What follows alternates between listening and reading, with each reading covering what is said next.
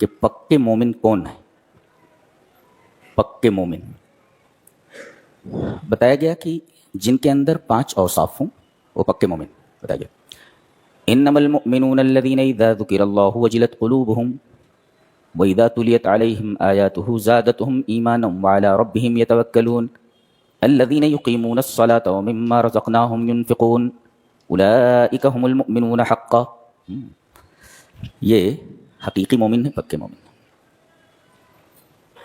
پہلا بس جب اللہ کا ذکر کیا جائے تو ان کے دل دھڑکنے لگے. اپنے دلوں کا جائزہ لیں.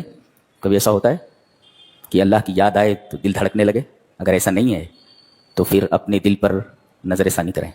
دل میں کہیں نہ کہیں گڑبڑی ضرور ہے جی, اور اتنا ایمان موجود نہیں.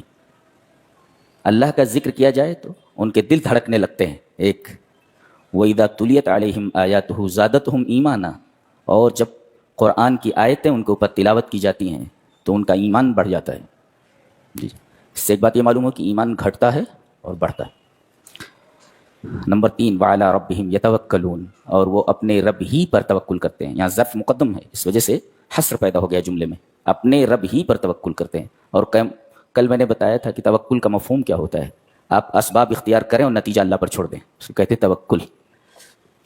اسباب اختیار کریں اور نتیجہ اللہ پر چھوڑ دیں. دکان کھولیں اور اس کے بعد نتیجہ اللہ پر ڈال دیں, اس کو توکل کہتے ہیں. 3 الذین یقیمون الصلاۃ, جو نماز کی پابندی کرتے ہیں. 4 ومما رزقناہم ینفقون, اور اللہ نے جو انہیں دیا ہے اس میں سے وہ خرچ کرتے ہیں.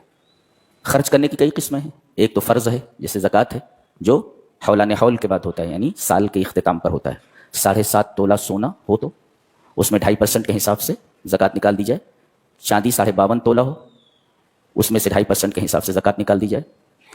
اور روپیہ اتنا ہو جتنے روپے سے آپ 7.5 تولہ سونا یا 52.5 تولہ چاندی خرید سکیں. اس میں بہتر یہ ہے کہ چاندی کو معیار بنایا جائے تاکہ فقراء کا فائدہ ہو.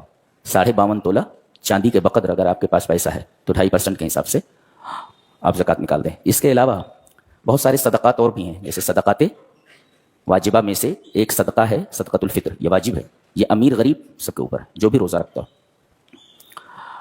تو اللہ نے جو دیا ہے اس میں سے خرچ کرتے ہیں. اللہ نے یہ نہیں کہا کہ تم کماتے ہو اس میں سے خرچ کرو, لا, ہم نے جو دیا ہے مال ہمارا ہے, تمہیں صرف امین بنایا گیا ہے, تو یہ امانت ہے.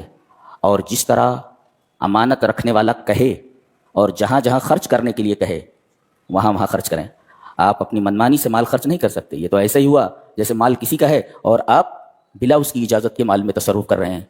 ظاہر ہے کہ یہ جائز نہیں ہے. کن کن لوگوں کو دینا ہے آگے سورہ توبہ کے اندر اٹھ کے 8 مصارف بیان کیے گئے ہیں زکوٰۃ کے, اور صدقات کے 5 مصارف ہیں جو تیسرے پارے میں بیان کیے گئے ہیں. ذہن میں رکھا جائے کیا کہ سورہ توبہ میں زکوٰۃ کے جو مصارف ہیں وہ 8 بتائے گئے ہیں. ان 8 جگہوں کے علاوہ کہیں بھی آپ زکوٰۃ کو صرف نہیں کر سکتے. اور آدمی جب صدقہ نکالے تو صدقہ کہاں خرچ کرے یہ بیان کیا گیا سورہ بقرہ کے آخر میں کہ للفقراء الذین احصروا فی سبیل اللہ. نمبر 1, جو اللہ کے راستے میں روک دیے گئے ہیں اور غریب ہیں.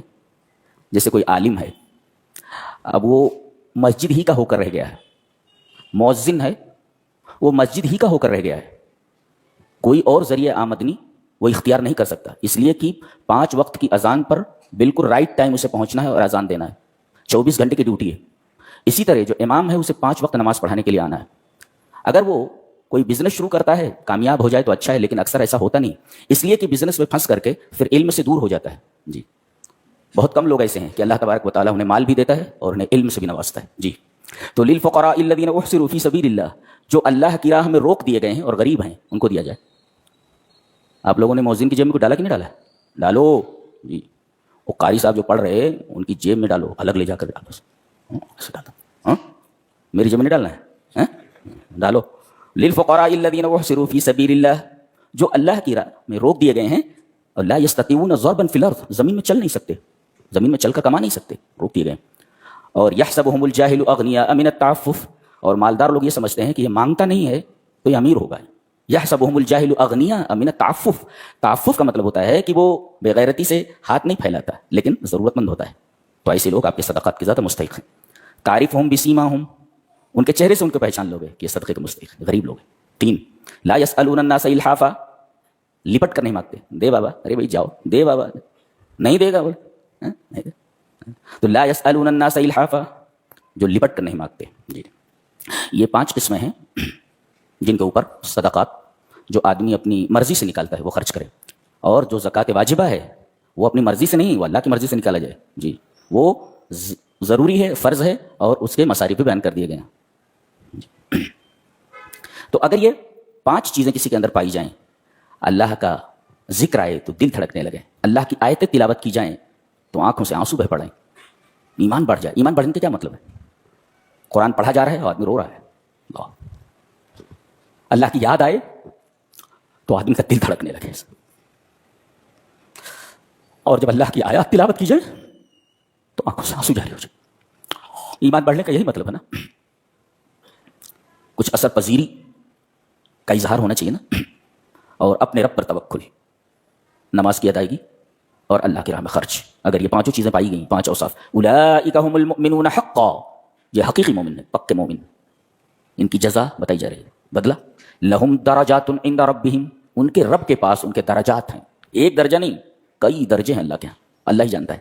وہ مغفرۃ، اور اللہ کی طرف سے بخشش ہے، معاف کر دے گا اللہ۔ وہ رزق کریم، ایک رزق ملتا ہے محنت کر کے، ایک رزق ملتا ہے دھاندلی کر کے، ایک رزق ملتا ہے اسے دے دیا جاتا ہے، لیکن ایک رزق ہوتا ہے رزق کریم، دیا جائے تو پوری عزت کے ساتھ دیا جائے، پوری عزت کے ساتھ، پورے اکرام کے ساتھ دیا جائے۔